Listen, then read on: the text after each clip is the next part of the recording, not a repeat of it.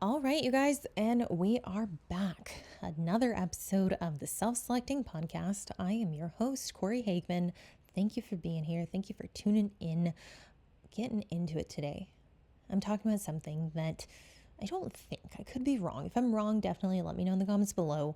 I don't think I've covered in depth, at least not to the depth I'm going to cover it today, and that is cardio. That is structured cardio, how cardio can be used to help you lose fat, how it can be used to expedite the fat loss process. And really, this isn't going to be like a how to use cardio, so I apologize, I guess, if I'm framing it that way, but more so a how to not. Because here's the thing, like I was that person who believed for a long time, okay, more is better. The most intense forms of cardio, that is going to yield the best results. It's going to put me in a position where I can get the most progress the fastest without any consequences, right? And I think I've worked with a lot of people at this point who have shared similar beliefs, and they've come to me thinking like, well, I don't want to gain body fat, even in a build. So realistically, like I'm going to continue doing the amount of cardio I was doing before, in addition to eating more, so that I can minimize that fat gain. Wrong. Big, big error. I've also had people come to me who have sworn by, they're like, I can't do this style of cardio. I can't do this modality because I just don't enjoy it. I just don't feel like I get the same kind of burn from it. I feel like it's pretty boring. I feel like it's not as intense. And that's another component we're going to get into today, is modalities of cardio, which ones are going to be more impactful depending on what the goal is, and more costly depending on how long you're doing that cardio. I did a post in Patreon not too long ago where I covered when to decrease cardio in a contest prep. It was a really good question because, like, yes, there are absolutely times when less cardio is actually going to get you better results. And this is also something we're going to talk about today. So before we get started, do me a favor. If you are tuning in from YouTube, if you like the podcast, I would hope you do this. If you like the podcast, I hope that's why you're listening to it. Hit the subscribe button, like the video, comment if it's helpful. If there's something that you're like, hey, you like wildly missed this component of, cardio and how to implement it, please let me know. As I said in the last episode, I have guests come on bi-weekly. If there's someone you want me to interview, if there's someone who you think would make good conversation even, it doesn't have to be super formal, it doesn't have to be stuffy, let me know in the comments below. And if you want to be the first one, if you want to be notified immediately when episodes drop, so it's 4 solo episodes a month every Monday, 2 guests every month, and then 2 medium-sized format that are strongly, like largely educational videos. If you want to be the first person to know when those go live, hit the bell button, be notified, turn on notifications, get the push notification as soon as it drops. With all that being said, thank you for those of you who've rated, who've reviewed the show from Apple and Spotify. I really appreciate it. Let's get in. And I guess this is really how I should title this, how I'm going to title this. These are cardio mistakes. These are mistakes that can very well ruin your progress. They can hinder your ability to see the scale weight go down, to see body fat go down. And it doesn't matter if you're an advanced lifter. I mean, like what we're going to get into is basic math. And realistically, the point of this is to hopefully allow you to get more out of your cardio sessions and out of your fat loss phases. So with that being said, mistake number 1, doing it at the wrong time, wrong timing. Now, I see a lot of people, they'll hit 30, 45, maybe even 60 minutes of cardio. And these are in various formats, some on the treadmill, some on the Stairmaster, and they will do these to exhaustion prior to their weightlifting session. And realistically, you have to think like you only have so many resources to go around. And when we're looking at a fat loss phase, really, we're not building muscle, we're just preserving it at this point. But how do we preserve it? We preserve it by maintaining training performance, maintaining training intensity. Even if the load goes down, we still need to make sure that there's some kind of standard that we're upholding so that we don't lose that hard-earned muscle. And I think in the case of doing cardio beforehand, I think there's an argument to be made that like, yeah, if you have a lot of cardio to do and you want to do 5 to 10 minutes to get your body warm or to just chip away at your weekly total, which is something that I have all my clients do. They have a weekly total amount of cardio rather than just saying, do it 5 days a week at this amount, at this duration. It really does help build autonomy, which is largely why I do it this way.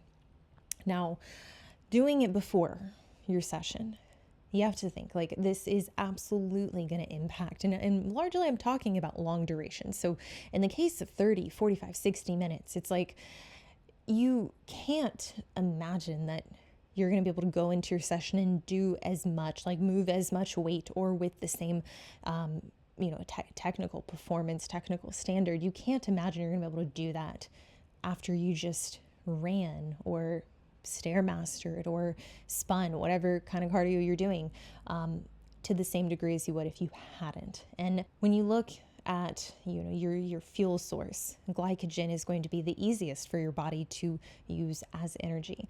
And when you're doing cardio, I mean, like largely, yeah, you can argue like, well, I was in this zone or I did it at this heart rate, sure, but you're still burning through. You're still burning through the energy source that is best readily used.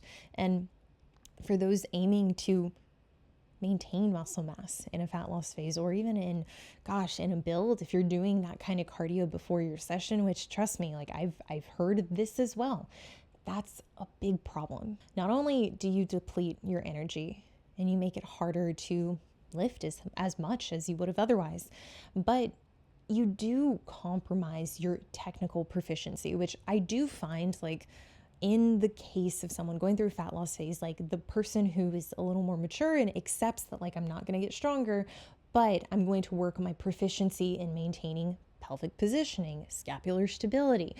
These are things that are going to become harder the more tired you are. So if you are exhausted and then you're going and trying to do a B stance RDL or split squat, or you're going through movement patterns that you're not as proficient in. For instance, I'm currently working on ankle mobility and ankle stability on account of having 2 fractured ankles early on in life, and knowing now that like, hey, this is probably why this lack of stability at the ankle is probably lending to making it very difficult to control my center of mass when I'm in heels.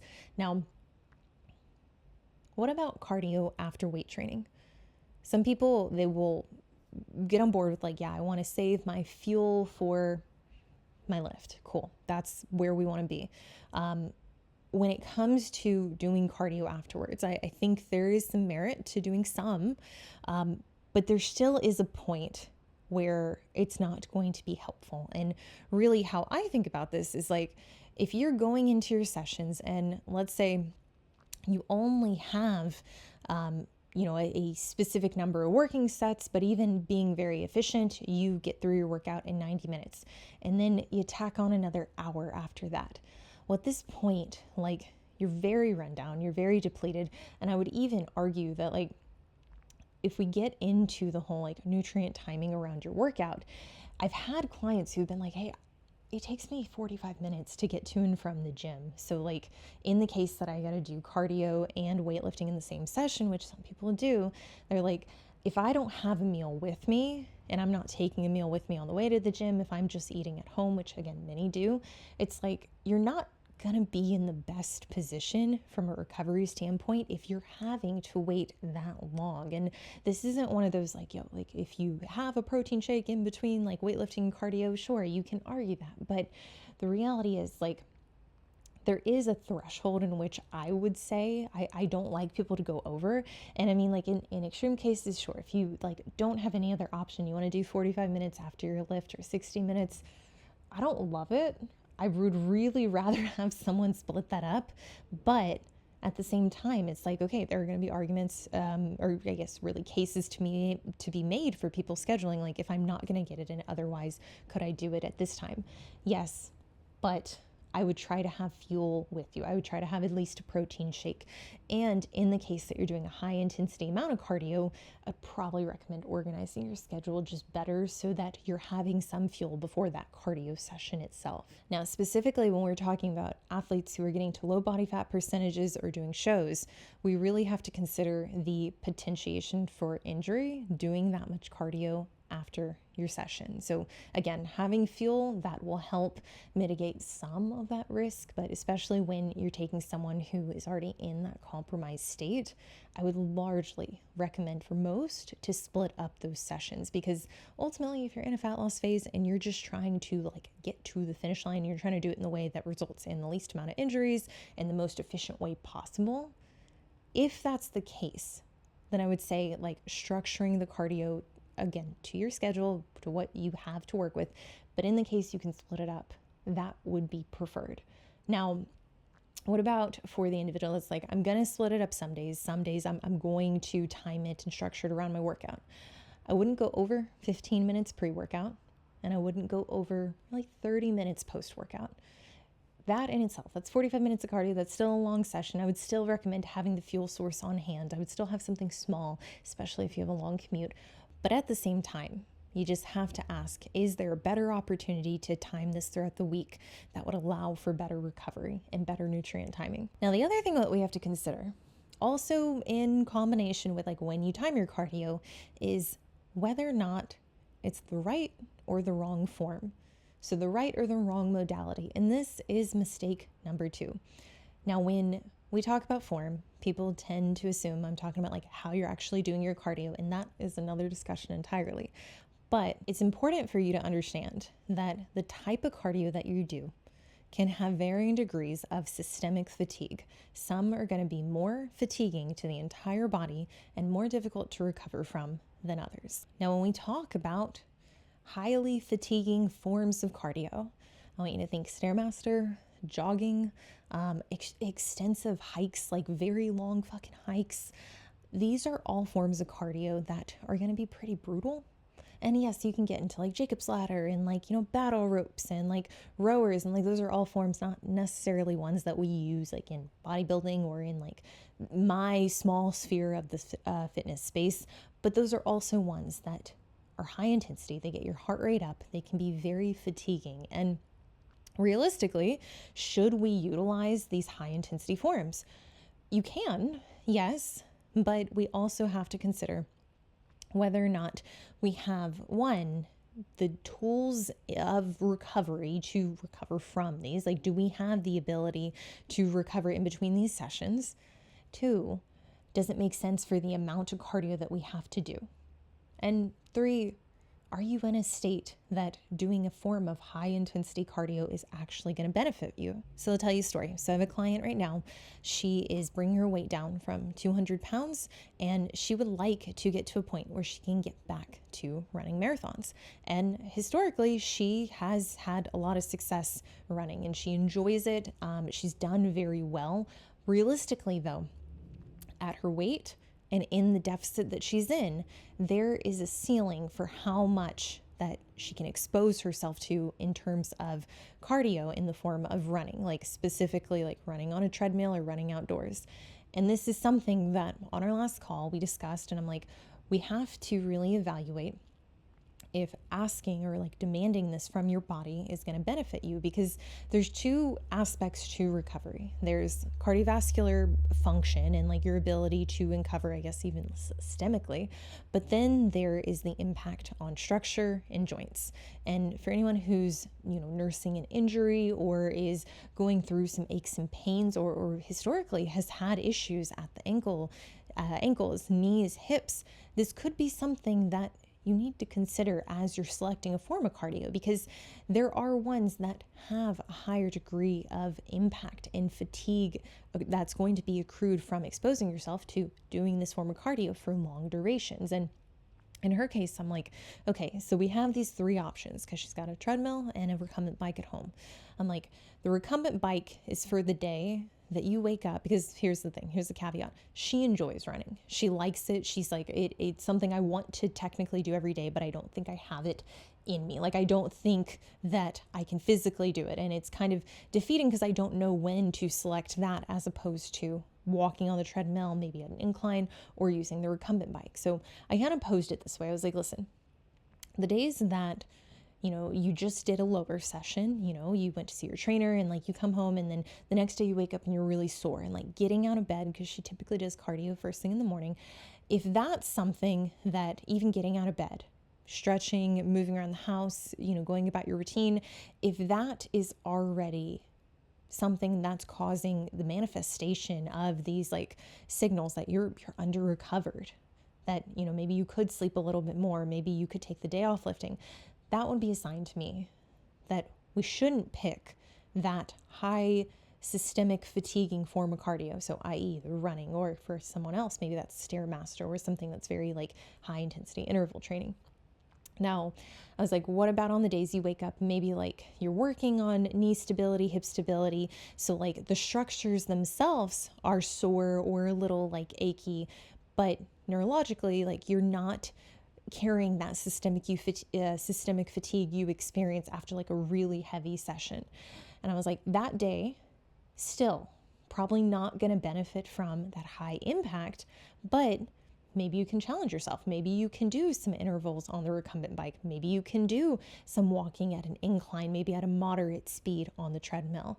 So there's the stress that you incur during the run itself. Like there's the cardio session, like that can be mentally grueling, it can be physically hard, yes.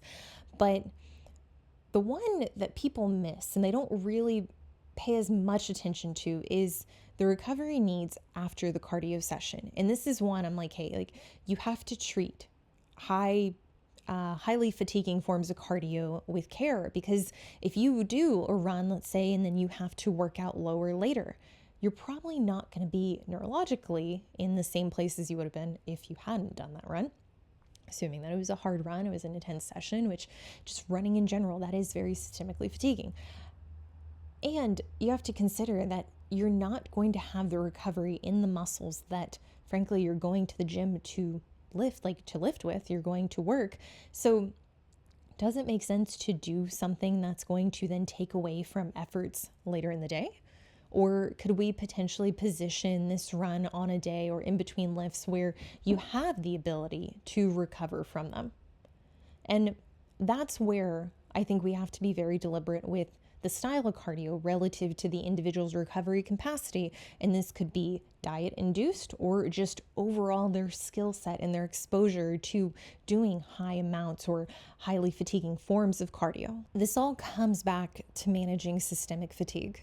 And how do we avoid these pitfalls, these holes that we bury ourselves in? And like, trust me, like with competing, like this is something that at a certain point, it does feel pretty inevitable. But here are some simple ways, some actionables that you can take and, think about when you're modifying or, adjusting your program in order to fit cardio in. Because ultimately, cardio is going to be a great method in order to increase the deficit, yes, but we need to make sure that we're not overcommitting to a form of cardio that, one, is going to then cause this significant decline in training performance, or two, be so grueling that and very taxing even like mentally that you find it hard to then stick to your diet. So what I would do is alternate intensities. I would have a form of cardio that is lower intensity, and it doesn't have to be the recumbent bike. Depending on your skill and your capability, maybe that does just involve like walking on the treadmill at a flat incline. And this is where I think using your heart rate to kind of gauge like, okay, how hard am I working? I think that can be really telling. And even if you don't wear a watch, even if you don't track these things, it still is something that you can kind of finesse and like, are you able to hold a conversation while you're doing this form of cardio? Because realistically, when you're jogging, unless you're a very trained athlete, unless you have very good control of your heart rate and you're you have a high endurance, it's not going to be feasible for you to have a conversation running. Even same thing with the Stairmaster. Like I got a call the other day when I was on the Stairmaster and I was panting, I was out of breath. And it's because like just getting that amount of oxygen in my body at the same time while I'm also trying to perform.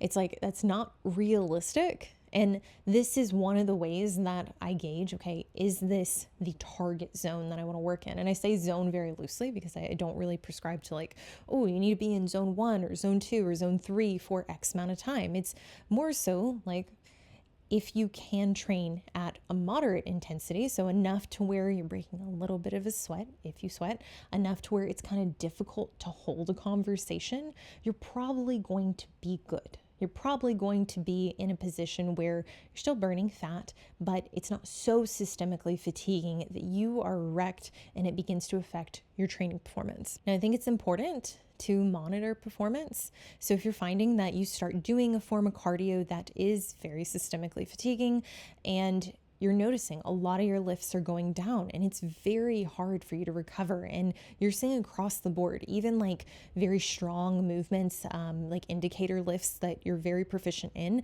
those are beginning to go down, and like not in a negligible way. Like these are very like significant shifts in performance. This would be an indication that maybe you need to scale the modality down or the total duration. I think it's important to listen to your body. I have had serious injuries during contest preps before where I just ignored it. I disassociated. I'm like, yep, I'm just got to keep pushing through, keep going. And I think for a lot of people, they get into this routine, especially in a steep fat loss phase, because they're like, yeah, it's just mind over matter. It's just, willing myself to recover and withstand this stress. But injury is something that can be very debilitating, and it's also something that can cause you to slam on the brakes if you are in the middle of a contest prep or fat loss phase. So at all costs, we want to avoid injury. And there's a big difference between like being uncomfortable, having some aches and pains, and feeling like your body physically telling you something, like sending signals that something is wrong. And this is where I would encourage you to listen to your body. So yeah, in the case that like you are exposing yourself to a stressor and you're finding with repetition, the aches and pains are getting worse and it feels more like an injury rather than just like muscular discomfort, this could very well be something that requires, further follow-up and diagnostics to assess. But realistically, we probably need to reduce the exposure to that modality if that is in fact the trigger. So now that you can kind of think about, okay, when I place my cardio, when I do it, which I didn't really say this, but I think largely in a perfect world, if you had the ability to split up your cardio, I think that would be the best from a recovery standpoint. For most people, that is going to allow the most recovery.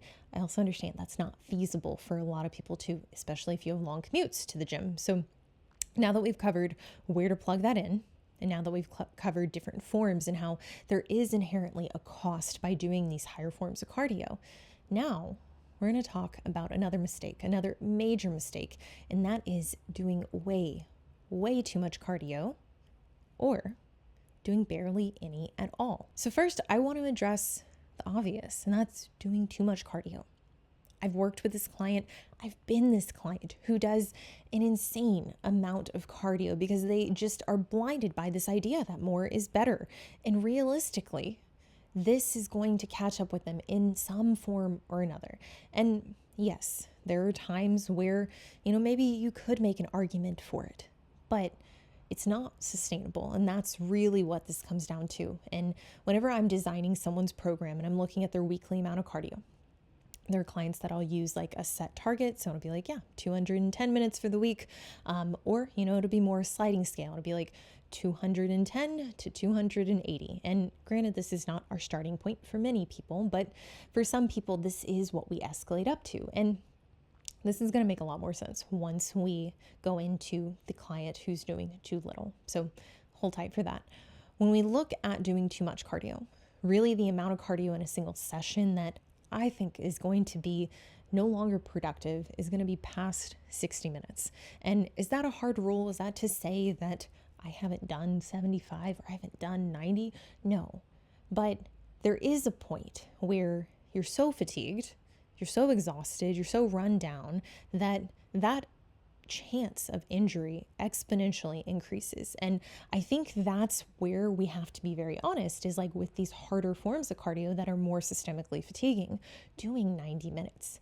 Like even doing 90 minutes just walking at a high incline at a moderate rate, it's not ideal. And really what I would ask yourself is like, is what you're doing something that if you did for the next 3 months, 5 months, would it lead you to be in a better place or a worse place? And I think for most people, in the case where they're doing, a tremendous amount of cardio, 60, 90 minutes per session, 6, 7 days a week, you got to think it's like, okay, well, why is this amount of cardio needed? And I mean, even before that, is it needed? So I kind of think about it like this.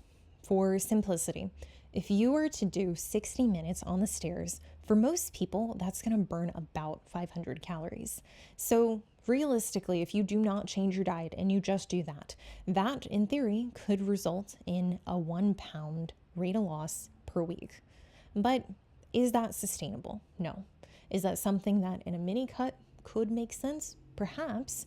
But realistically, if you're committing to a 4, a 6, an 8 week, a 12 week, 16 week diet, and you're going in thinking, I'm going to do this every day for just, this hard 12 weeks or whatever, realistically, there's going to be a point where that chance of injury gets higher and higher.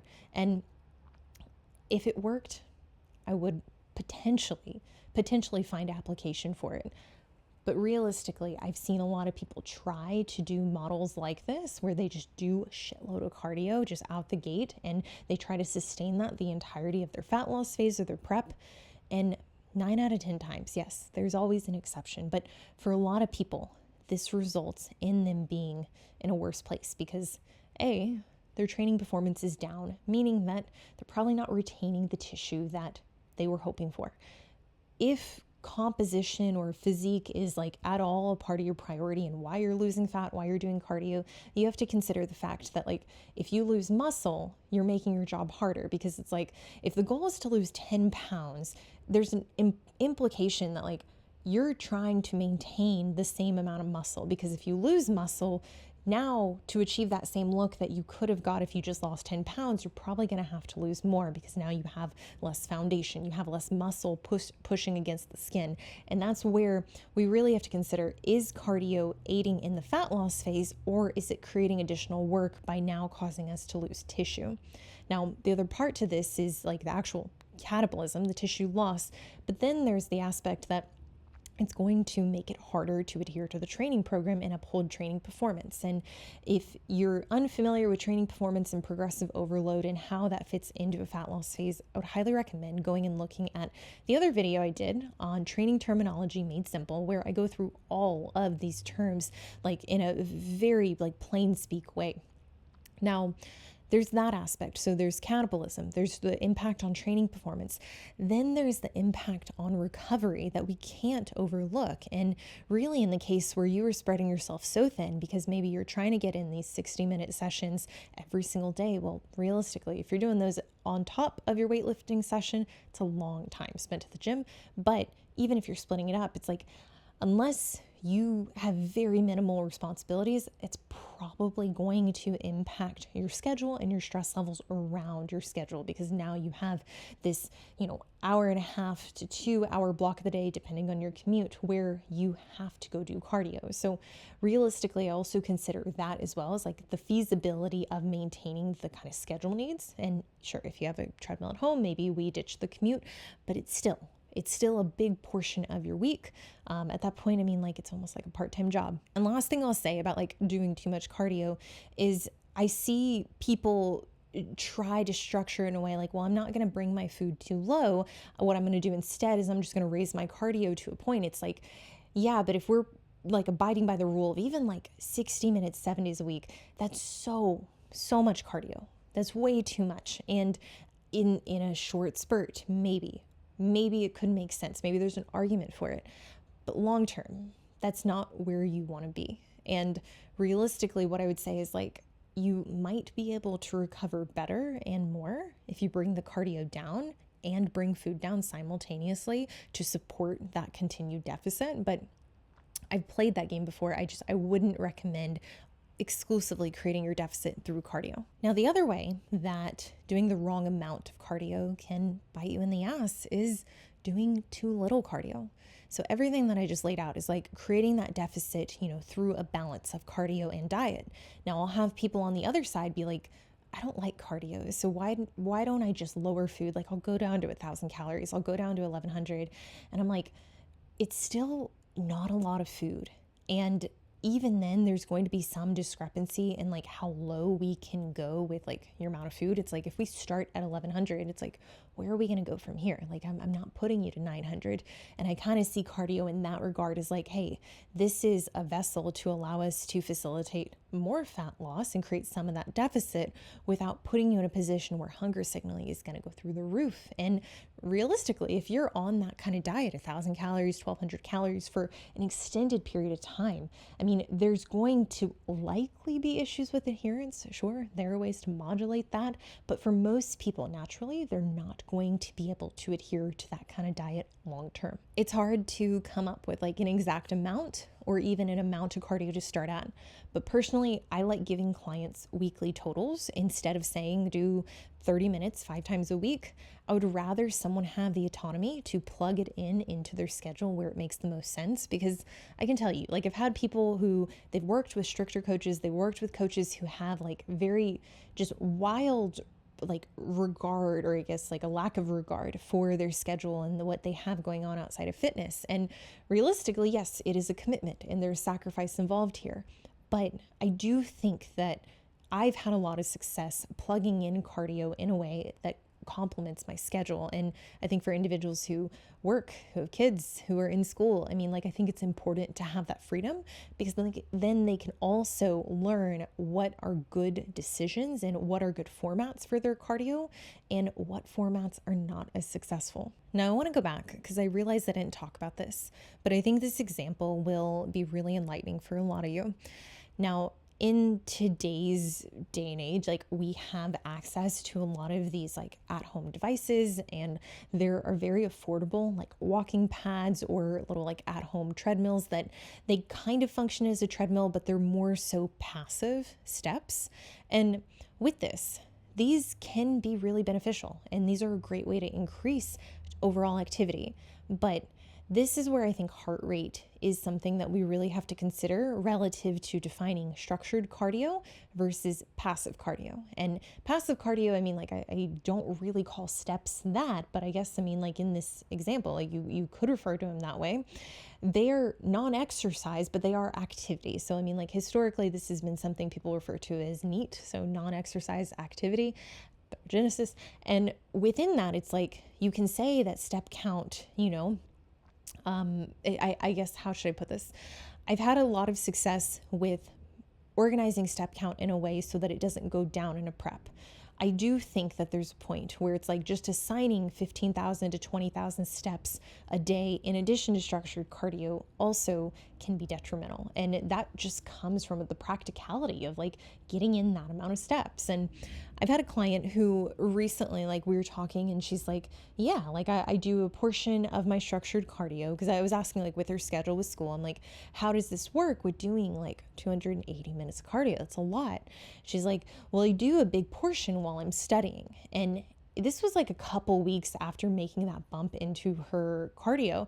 And I'm like, what do you mean by that? And she's like, well, I do the structured cardio on the walking pad. And I'm like, what, can you describe that to me? Like, how intense is that cardio as opposed to when you're at the gym? And this was really like a learning opportunity for both me and her, because I'm like, I need to specify, like, hey, just because you have a walking pad, like that doesn't necessarily count as structured cardio. Like, yes, it will get your heart rate kind of up potentially, but like, I'll tell you, I had a treadmill in my last apartment doing schoolwork on the computer or reading a book or on my phone. If I was doing anything that required a ton of engagement, which, like, to be fair, like that does vary person to person, but in the case that you were just walking passively at a very low speed at no incline, that is likely not going to be the same kind of cardio, the same kind of intensity that you would achieve at, let's say, a 5 to 10% incline at 3.5 miles an hour on a treadmill. Now, listen, like, I know some of y'all are like, hey, I work doing the Stairmaster, or like I get it. And Stairmaster actually is a great way. Like I find a lot of peace of mind, like doing work while on it. But this also comes down to what are we defining as cardio? What are we defining as like intense cardio, structured cardio, passive cardio? And what are we counting towards that? And how does this translate into the progress, or really the deficit that we're trying to create? In the case that someone is like, yeah, I do exactly that, and I don't see issues on the scale. I'm happy with the rate of loss and I'm losing at the target rate. Sick. I'm not going to say much about that because it's working. In the case where someone's not losing as quickly, that's where I'm going to be like, hey, we need to have continuity in your forms of cardio. And this also reminds me of a different client I had where first couple weeks, like working together, and like I assigned her, I think it was 180 minutes. So it's still a good amount of cardio. And she went from elliptical to recumbent bike to hiking to jogging as her forms. And I was like, okay, like it's cool that you have variability and like great for your peace of mind. But realistically, like these are not going to burn the same amount of calories session to session. So like we don't have uniformity in how we're tracking your cardio, your output. And that can be a problem. And I mean, y'all know where I'm going with this. Obviously she wasn't losing at the same rate, and like there were other reasons like with her diet, but that was something I kind of brought up to her attention. I'm like, hey, we need to be mindful of this because this will impact your ability to have consistency in your deficit.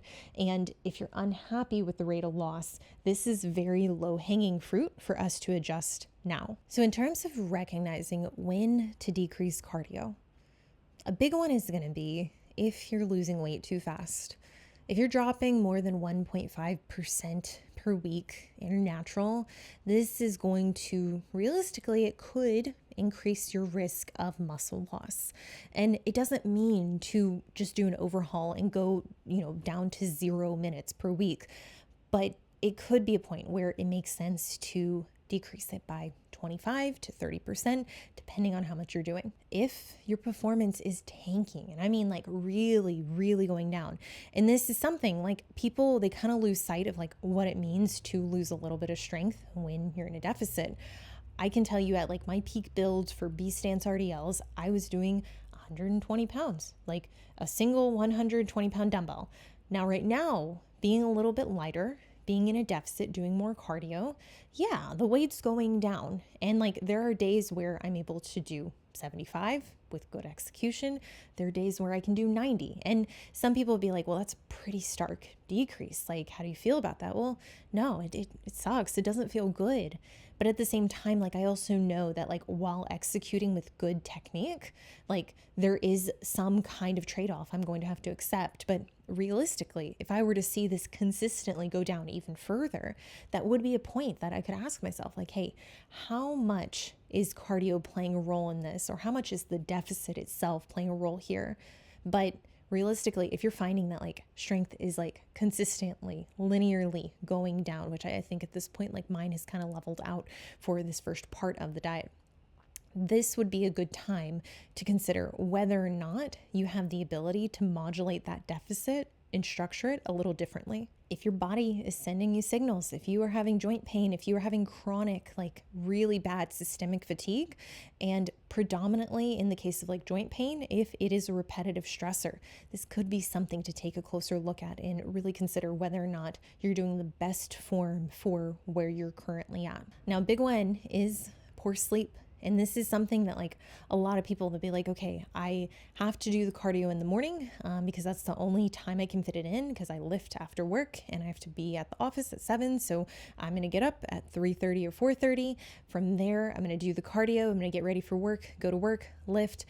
This kind of schedule, I don't think is going to be very complimentary or sustainable for many. And yes, some people can make it work, don't get me wrong, but I think we really have to consider in the case of someone who is foregoing sleep in order to do that extra cardio, how beneficial is this actually? And for the individual who's like really struggling to get in that sleep and they're finding they're like barely getting in 6 hours a night and they're making these kind of modifications so they can get up extra early to do cardio, that would be something, if it was a client of mine, I would really consider whether or not we can create the deficit differently so they could sleep a little bit longer. And before we wrap up, these are just a collection of common questions I get around cardio. So what about fasted cardio? Does it actually burn more fat? Really, the research is mixed. And I would say in application, this is something that like I said, with the example of the individual who's sacrificing sleep, even if it technically were to burn more fat, you might find that it's a net wash if what you're foregoing is also allowing you to burn more fat. Now, realistically, yeah, you might burn more fat in the session itself, but totally, like in totality, the amount of calories that you're eating for the day, that's ultimately going to dictate whether or not you lose fat, not the aspect of whether you do your cardio fasted or fed. Question number 2, is HIIT better than steady state? I think for many people, steady state is going to be much easier for them to stick to. High intensity interval training, especially if we're talking about max performance, I don't think is going to be necessary and for a lot of people, but also is going to come with a higher recovery cost. So for certain individuals, maybe it makes sense, but I think for the most part, what you're going to see on my style of program or for these style of athletes across many coaches is going to be a steady state form of cardio. Can I do cardio every day, or do I need to take days fully off? Now, this is a mixed opinion, but I personally find, like in a fat loss phase, I would rather do it every day because therein I'm going to see consistency in the scale weight. I'm going to see that there is a little less fluctuation in those days where activity is much less. And sure, we have to consider like cardio versus step count and how this plays into scale weight fluctuations, which at the time this video goes out, I will have already posted a video on weight fluctuations versus hormonal imbalances. So if that's something you're concerned with, I would definitely go take a look.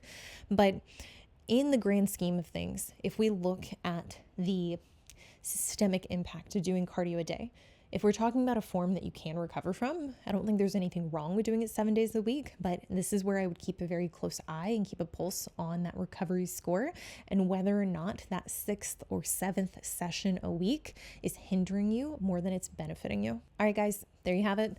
These are the biggest cardio mistakes that theoretically and in actuality could ruin your progress and hinder the fat loss that you are avidly trying to attain. And hopefully I was able to give you some actionables on how to avoid them. If you address timing and maintain good form, like modality, not just actual positioning of the body, and you're doing the right amount for what you can recover from, and also you're considering when it's appropriate to dial back, especially in a steep fat loss phase, specifically contest prep, you are setting yourself up for success. Now, remember, the goal is not to punish yourself with cardio, and I wouldn't do that kind of weird, like, tenacious exchange where it's like, I ate this much, so I'm going to do this much cardio. It's not healthy. And like, I wouldn't fall into those cycles if you can help it. It is about using cardio strategically to build out a deficit that is harmonious and still allows you to eat enough food to fuel your performance in the gym. Now, if you enjoyed this video, definitely let me know in the comments below. As always, guys, thank you for watching. Thank you for listening. I will see you in the next one.